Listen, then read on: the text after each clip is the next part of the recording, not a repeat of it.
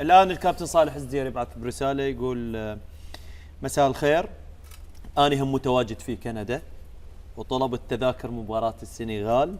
بصراحه ما قصروا معايا لا كابتن يونس ولا الكابتن محمد ناصر، وبالنص قالوا لي اذا احنا ما نوفر لكم بطايق فالمنو نوفر، انتم اولى الناس او اول الناس بهذا الاستحقاق. حقيقه اشكرهم على هذا الموقف الجميل وعلى اسلوبهم الراقي وطريقه تعاملهم المحترمه. كل التقدير والاحترام لهم، وتحيه لضيوفك المتواجدين معك في الاستوديو.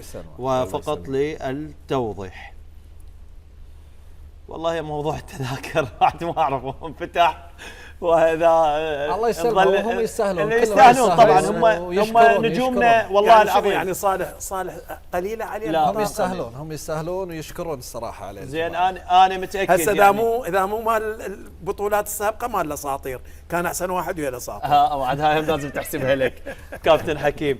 بس انا متاكد لا كابتن يونس ولا محمد ناصر راح يقصرون بكل تاكيد، لان هم جيلهم ومع الرياضيين هفوات تحصل في الماضي. وانا متاكد لو ينعاد الزمن رغم انشغالات الكابتن عدنان درجال والتفاصيل كان ملتهي بالمنتخب وامور الانتخابات، لو ينعاد الموضوع مره اخرى على الكابتن عدنان درجال بكل تاكيد انا متاكد انه ما راح يروح بهذا الاتجاه. لكن في وقتها يعني صارت الاجراءات الاداريه، وارجع واقول انه خلص هو اللي يعمل يخطئ، فكابتن عدنان ربما اخطا وحشاه من التقصير وقصر مع زملائه الرياضيين من جيل 86 وايضا الاجيال الاخرى اللي تربط بهم علاقه طيبه كمدرب كاب لهم كصديق واخ كبير، يعني خصوصا مع جيل 2007. لا احنا ليش نقول بس عدنان اخطا؟ ليش ما نقول كل الاتحاد المتواجد؟ هسه انا دا اقول الاخوان الان الحاليين اللي جوي اي واحد يتواصل وياهم دا يوفروا له التذاكر والامور، فاحنا نقول يشكرون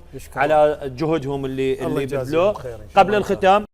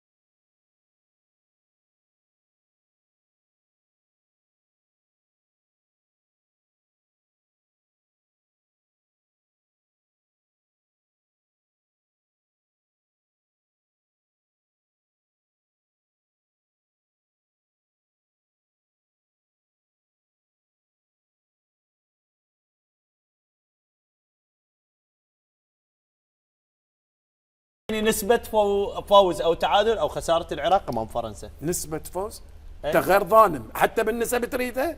هاي شنو؟ لا يعني مثلا العراق يفوز 20% احسن من النتيجة. بس لا كابتن حكيم يحب 3-4 مباريات ما يقدر وحده. اي كلهن راح احط له اياه هسه. اي تبدي من اخويا ربيع ونادر وانت وبعدين وراح تقول لي اتمنى والتبني مو بقى. خلنا اقول لك يعني بعيدا عن المزاح حقيقه يعني اللي يتوقع في كره القدم يعني اسمح لي انا اقول لك لا يفقه شيء في كره القدم. كره القدم اعطيني نسبه كلها متغيرات صحيح كباتن. لو انا لا اعطيني نسبه مثلا يعني فوز العراق 20% وين على فرنسا. وليش يعني انا اقول نسبه خساره 80 ليش اقول اتمنى من الله ان يوفق الفريق العراقي وان يفوز بالمباراه بنسبه 99% ان شاء الله يا رب. 99% غير تمني غير تمني انا بتمنى 100%. هسه خلي واحده منها للحكم. لا كابتن طلال بالنسبه حسب موقع اوبتا انت اوبتا اتوقع زي ما انا توقعت. تمني طبعا لا بدون تمني نسب توقع لا صعبة. بالنسبه يعني تعادل، خساره، فوز. لفرنسا الاغرب. فرنسا الاقرب. هذا كابتن الواقع ربيع. يقول. وي فرنسا الاقرب يعني، ولكن انا مع حكيم ان شاء الله باذن الله يتم تحقيق ان شاء يا الله, الله. مفاجاه كبيره كرة وكبيره قدم. جدا إن شاء الله. للامانه يعني. كابتن ربيع. تمني 100%.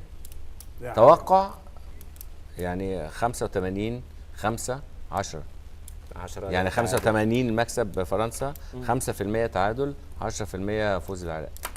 حلوه 10 حلوه 10 لا ادري اعطي كان التمني النسبه. توقع التوقع اي 70% فرنسا، زين.